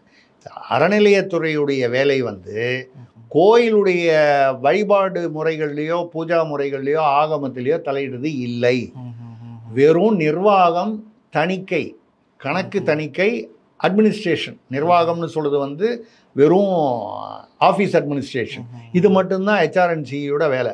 ஆனால் ஹெச்ஆர்என்சியில் இந்து இதில் வந்து நீங்கள் வந்து இந்து அல்லாதவர்கள் எத்தனை பேர் வேலைக்கு சேர்த்துருக்கீங்க? நான் வந்து மதவாதம் பேசவில்லை. இப்படி பேசும்போது அவன் பதிலுக்கு என்ன கேட்குறான், ஐயா வந்து சர்ச்சு இதில் வந்து என்ன சேர்ப்பாங்களா, மாஸ்கில் என்ன சேர்ப்பாங்களான்னு ஒரு இந்து கேட்கக்கூடிய ஒரு நிலை வருகிறதா? இது மத நல்லிணக்கத்தை வந்து தடுத்து வந்து மதங்களுக்கிடையே வந்து பிரச்சனைகளை ஏற்படுத்தக்கூடியதா? இப்போ திருப்பதி தேவஸ்தானத்தில் கூட பார்த்தீங்கன்னா வந்து இந்து மதம் அல்லாதவர்களை வந்து அவங்க வந்து பணிமாற்றம் செய்யணும். நியாயமான விஷயம். ஏன்னு கேட்டால் இந்த மற்றவங்க வேற்று மதத்தினர் அங்கே வந்து நியாயமாகவே செயல்பட்டால் கூட அவர்கள் மீது ஒரு சந்தேகக்கண் வந்து ஒரு தவறு நடந்தால் உடனே இவர் தான் வந்து வேறு மதத்துக்காரர், இவர் தான் பண்ணியிருப்பாருன்னு ஒரு தேவையில்லாத ஒரு சூழ்நிலை வரும். அந்த சூழ்நிலையை தவிர்க்க வேண்டியது வந்து அரசாங்கத்தின் கடமை தானே. அப்படி இருக்கும்போது அப்படி அவர் நெல்லை சைவ சித்தாந்த கழகத்துலேருந்து ரொம்ப மரியாதையாக பேசுகிறார். அந்த ஆடியோவில் கேட்டிங்கன்னா பேசும்போது அவர் வந்து என்ன சொல்கிறாரு, நீங்கள் வந்து இது சரி பண்ணலன்னா நாங்கள் வந்து உங்கள் வீட்டு வாசலில் வந்து போராட்டம் பண்ணுவோம்னு சொல்கிறார். அது கூட வந்து அவர் மிரட்டலாம் சொல்லலை, ரொம்ப அமைதியாகவும் பண்ணுவோங்க ஐயா ஒரு ஒரு ஐயா அப்படி சொல்லி பணிவா, தான் ஐயா அப்படி நாங்கள் பண்ண வேண்டி இருக்கோம் ஐயா அப்படின்னு ரொம்ப பணிவாக தான் சொல்கிறார். உன்னை தூக்கிடுவேன்னு ஒரு அமைச்சர் சொல்கிறார். சேகர்பாபு வந்து வட சென்னையில் முன்னால் வந்து அமைச்சராவதற்கு முன்னால் எப்படி இருந்தார், என்ன பின்னணி என்பது தமிழ்நாட்டு மக்களுக்கு தெரியும். நம்ம அதுக்கு மேலே சொல்கிறது இல்லை. அவருக்கு ஒரு பின்னணிகள் உண்டு. இன்று அவர் ஒரு அறநிலையத்துறைன்னு வரும்பொழுது தாடி கிடி வச்சிருக்காரு, அந்த காவி உடையெல்லாம் போடுறாரு, வராரு, சரி ரைட்டு. அதே மாதிரி அதுக்கு அடுத்த நாள் ஒரு பத்திரிகையாளர் சந்திப்பில் சீமான் வந்து கலைஞருடைய சிலையை உடைப்பேன்னு சொல்லி சொல்கிறாரு. எப்படி கையால் உடைப்பேன்னு சொன்னாரா இல்லை எப்படி உடைப்பேன்னு சொன்னார்? நானும் பார்த்துருவேன், பதிலுக்கு பதில் சீமான் கையை நான் உடைச்சிருவேன் அப்படிங்கிற மாதிரி சேகர்பாபு பதில் சொல்லியிருக்காரு. அதை தான் சொல்கிறேன். இப்போ சொல்லும் பொழுது எல்லாருக்கும் என்ன ஞாபகம் வருதுன்னா, இன்றைய சேகர்பாபு யாருக்கும் நினைவுக்கு வரல, அன்றைய சேகர்பாபு தான் நினைவுக்கு வராரு. நீங்கள் அன்னைக்கு இருந்த மாதிரி இன்றைக்கி பேசக்கூடாது இல்லையா? யாரோ தெருவில் போகிற ஒரு ரவுடி பேசுகிற பாஷையில் வந்து ஒரு அமைச்சர் பேசலாமா? இந்த பின்னணியெல்லாம் விட்டுருவோம். இன்றைக்கி நீங்கள் ஒரு அறநிலையத்துறை அமைச்சர், அதுலேயும் மற்ற துறை அமைச்சரை விட அறநிலையத்துறை அமைச்சர்னா ஆன்மீகம் சார்ந்தவர், கொஞ்சம் சாத்வீகமாக இருக்கணும்னு எதிர்பார்க்கக்கூடிய பதவியில் இருக்கிறவர். உன்னை தூக்கிடுவேன்னா என்ன, போட்டு தள்ளிடுவேன்னு அர்த்தம். தமிழ்நாட்டில் தூக்குறதுன்னு என்ன அர்த்தம்? கொலை பண்ணிடுவேன்னு அர்த்தம். ஒரு அமைச்சர் பேசுகிற பேச்சா அது? அவர் என்ன, நான் வேறு அர்த்தத்தில் சொன்னேன்னு அவர் சொல்லலாம். ஆனால் தூக்கிடுவேன்னா தமிழ்நாட்டில் டேய் தூக்கவனை அப்படின்னா என்ன அர்த்தம்? பொதுமக்கள் புரிந்து கொள்ளக்கூடிய அர்த்தம் அதான். இல்லை அதுக்கு பதிலாவது வந்து அந்த ஆடியோ வந்து என்னது இல்லைன்னோ, இல்லை வந்து நான் வந்து அந்த அர்த்தத்தில் சொல்லலைன்னோ ஏதாவது விளக்கம் கொடுத்துருக்கிறாரா? இப்போ வரைக்கும் மறுப்பு வரல. இது வரைக்கும் மறுப்பு வரல. அதே மாதிரி சீமான் வந்து கலைஞர் சிலையை வந்து எடுக்கணும்னு சொல்கிறது வந்து கலைஞர் தமிழ்நாட்டிற்கு என்ன சாதித்தார்னு அவருடைய விமர்சனம். அவருடைய கருத்து சரியா சரியில்லையா இது வேறு விஷயம். அவரை மாதிரி ஒத்த கருத்து உடையவர்கள் நிறைய பேர் இருக்காங்க. எனக்கு கூட கலைஞருடைய கருத்தியலில் வந்து அவருடைய தமிழ் பற்று, அவர் வந்து இதெல்லாம் தாண்டி பல ஊழல்கள் சர்க்காரியாலேருந்து ஆரம்பித்து பல விமர்சனங்கள் உண்டு. ஆனால் அதே கலைஞரோட ஒரே மேடையில் நான் வந்து சில முறை இருந்திருக்கிறேன். அந்த வகையில் பார்க்க போனீங்கன்னா இப்போ கூட வந்து ஒரே மேடையில் வந்து பார்த்தீங்கன்னா நம்ம வந்து முடிக்கும்போது அது பேசிடுவோம். வந்து விஜயோட வந்து ஒரே மேடையில் இருக்கிறது வந்து இப்போ வந்து திரும்ப வந்து மறுபரிசீலனை செய்கிறார், அவர் வந்து போக போகிறது இல்லை அப்படின்னு சொல்கிறாங்க. முதல்வர் கேட்டுக்கிட்டதால கலந்துக்கலன்னு என்னை பொறுத்த வரைக்கும் அது வந்து அந்த முடிவு வந்து ரொம்ப அபத்தமாக தெரிகிறது. ஒரே மேடையில் இருந்ததாலே வந்து கருத்தியலில் வந்து அவங்க ஒன்றுபட்டுட்டாங்கன்னு சொல்ல முடியாது. ஆனால் தேர்தல் நேரத்தில் அது வேறு சில கிசுகிசுக்களுக்கு அது இல்லாமே கிசுகிசு வருதே. திருமாவளவன் வந்து பைக்கில் வந்து ஹெல்மெட் போட்டுட்டு பின்னால் உட்காந்துக்கிட்டு போய் ரகசியமாக வந்து மாநாட்டுக்கு முன்னால், விஜயோட மாநாட்டுக்கு முன்னால் ரகசியமாக விஜயை வந்து ஒரு இடத்துல சந்திச்சாருன்னு வலைதளத்தில் செய்தி வருதே. அது உண்மையாக இல்லையா நமக்கு தெரியாது. உண்மையாகவும் இருக்கலாம், இல்லாமலும் இருக்கலாம், பொய்யான தகவலாகவும் இருக்கலாம். நீங்கள் அப்படி ஒரு கிசுகிசுகள் வந்துருமேன்னு சொன்னால் கிசுகிசு எல்லா இடத்துலையும் தான் வருது. அந்த காரணத்தை சொல்லி தான் முதல்வர் சொல்லியிருக்கிறாரு, அதன் அடிப்படையில் கலந்துக்கிடலை அப்படிங்கிற மாதிரி ஒரு செய்தியை வெளியிட்டிருக்கிறாங்க. சரிங்க, ஒரே மேடையில் சோனியா காந்தி அவர்களும் வந்து இவங்க பிரதமர் மோடியும் ஒரே மேடையில் வந்து சுதந்திர தின விழா அன்றைக்கி சந்திக்கிறாங்க, பார்த்து வணக்கம் சொல்லிக்கிறாங்கன்னா 2 பேரும் கூட்டணி வச்சுருவாங்க, காங்கிரஸும் பிஜேபியும் கூட்டணின்னு வந்து கிசுகிசு வந்துருமா? அதுக்கு பயப்படணுமா? இதெல்லாம் ஒரு பரஸ்பர மரியாதை. நீங்கள் அந்த மேடையில் அண்ணல் அம்பேத்கருடைய புத்தகங்கிறதுனால திரும்ப ஒத்துக்கிட்டு இருப்பார். யதார்த்தத்தை பார்த்தீங்கன்னா அம்பேத்கருடைய அம்பேத்கரியத்தை பின்பற்றுவார், அதனால் வந்து பண்ணுறாரு. விஜய் பூசா வராரு, ஒரு நடிகர், இருக்கட்டும் பரவாயில்ல. ஆனால் என்னென்னு ஏன் இப்போ அம்பேத்கருக்கு நாளைக்கு வந்து பாஜகலேருந்து கூட வந்து ஒரு ஒரு மரியாதை அவங்களும் அம்பேத்கரை வந்து அவங்களே SC/ST விங்கு வச்சுருக்காங்க. மா வெங்கடேசன் போன்றோர் பல பேர் வந்து அங்கே இருக்காங்க. எல்லா கட்சியிலையும் அந்த மாதிரி வந்து ஒரு விங்கு வச்சுருக்காங்க. அப்படி வரும்போது போன மாதம் ஒரு யூடியூப் சேனல் வந்து திறந்து வைக்கும்போது முத்துசாமி, திமுக அமைச்சர் முத்துசாமி அவர்கள், அண்ணன் நக்கீரன் கோபால் அவர்கள், நாங்கள் 3 பேரும் ஒரு மேடையில் இருந்தோம். வித்தியாசமான சித்தாந்தங்கள், வித்தியாசமான கருத்தியல்கள் கொண்டவர்கள் யார் வேணாலும் இருக்கலாம், ஒற்றை கருத்துக்கள் இருக்கலாம்.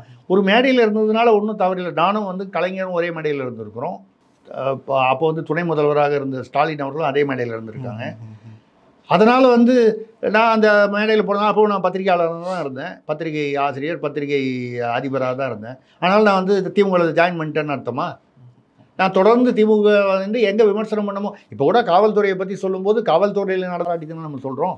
அப்படி இது வந்து இது ஒரு அவலமான சூழ்நிலை தமிழ்நாட்டில் நிலவுகிறது. இதை பாருங்கள். அப்படின்னா என்ன ஆயிடுச்சுன்னா, ஒரு மேடையில் தோன்றுனாலே வந்து இது வந்து ஏதோ ஒரு கருத்தியல்னா கருத்தியல் வந்து அவங்க வந்து தேர்தலில் கிசு அப்படின்னா என்ன அர்த்தம்? ஒரே அர்த்தம். என்னால் வந்து இதை வந்து அதாவது டீகோட் பண்ணணும். டீகோட் பண்ணுறதுனா இது வந்து நீங்கள் எப்படி நான் அரசியல் மொழியாக மொழிபெயர்ப்பது என்றால், திமுகவிற்கு பயம் அதிகமாகிவிட்டது. திருமாவளவன் மீது வந்து சந்தேகம் இன்னும் தீரவில்லை. அவர் வெளியில் போயிடுவாரோங்கிற பயம் இருக்கிறது. கூட்டணி கலைந்து விடுமோங்கிற பயம் இருக்குது. ஏன்னா இப்போ நீங்கள் 1967 இன்னி வரைக்கும் 8 கட்சி கூட்டணி, 10 கட்சி கூட்டணி, 12 கட்சி கூட்டணி, 15 கட்சி கூட்டணி வரைக்கும் திமுக வச்சு தான் சில சமயம் ஜெயிச்சிருக்காங்க, பல சமயம் தோற்றுருக்காங்க. எம்ஜிஆர் பீரியடில் ஃபுல்லாக தோத்தாங்க, ஜெயலலிதா பீரியடில் மாறி மாறி வந்தாங்க. கூட்டணி இல்லாமல் தனியாக வந்து என்றைக்குமே வந்து திமுக நின்னதில்லை. அப்போது நீங்கள் கூட்டணி கலைந்து விடுமோ என்கிற பயம்தான் உங்களை வந்து விசிகாவை பயமுறுத்தி திருமாவளவனை வந்து அழுத்தம் கொடுத்து நீங்கள் வந்து கலந்துக்க கூடாதுன்னு. ஏன் பயப்படுறீங்க? கொள்கை ரீதியாக கோட்பாடு ரீதியாக நீங்கள் வந்து ஒரே அணியில் இருக்கீங்கன்னா, அவர் விஜய் கூட மேடையில் இருந்து அவர் எதுக்காக போகிறாரு? விஜயோட கட்சி மாநாட்டில் வந்து போய் அவர் தலைமை வகிக்கிறாரா? இல்லையே. அம்பேத்கரை பற்றி ஒரு பதிப்பகம் வந்து ஒரு புத்தகம் வெளியிடுகிறது. அம்பேத்கரை பற்றி யார் இருந்தாலும் அம்பேத்கரியத்தை பின்பற்றுபவர் போனால் என்ன? ஏன் பயப்படுறீங்க? அப்போ பயப்படுறீங்கன்னாலே உங்கள் பக்கம் வீக்னஸ்ன்னு தானே அர்த்தம். அதனால் தமிழ்நாடு அரசு இப்போ ரொம்ப சொல்லுவாங்க வீக் விக்கெட்டுன்னு சொல்லுவாங்க கிரிக்கெட்டில். அந்த விக்கெட்டு விளையாடுற விக்கெட் ரொம்ப வீக் விக்கெட்டுன்னு சொல்லுவாங்க. அது மாதிரி ஒரு வீக் விக்கெட்டை பலவீனமான ஒரு சூழ்நிலையில் இருக்கிறது. இதில் வந்து இந்த சட்ட ஒழுங்கு அராஜகங்கள் வந்து அதிகமாக 2026 திமுக வந்து என்ன விதமான கூட்டணி இருக்கிற கூட்டணியே இவர்கள் வந்து ஒரு கால் வந்து மறுபடியும் வந்து மெயின்டைன் பண்ண முடிஞ்சாலும், திருமா போன்றவர்களை தக்க வைத்து கொண்டாலும் மக்கள் வித்தியாசமாக சிந்திப்பார்கள். இதுதான் வந்து என்னுடைய கருத்து.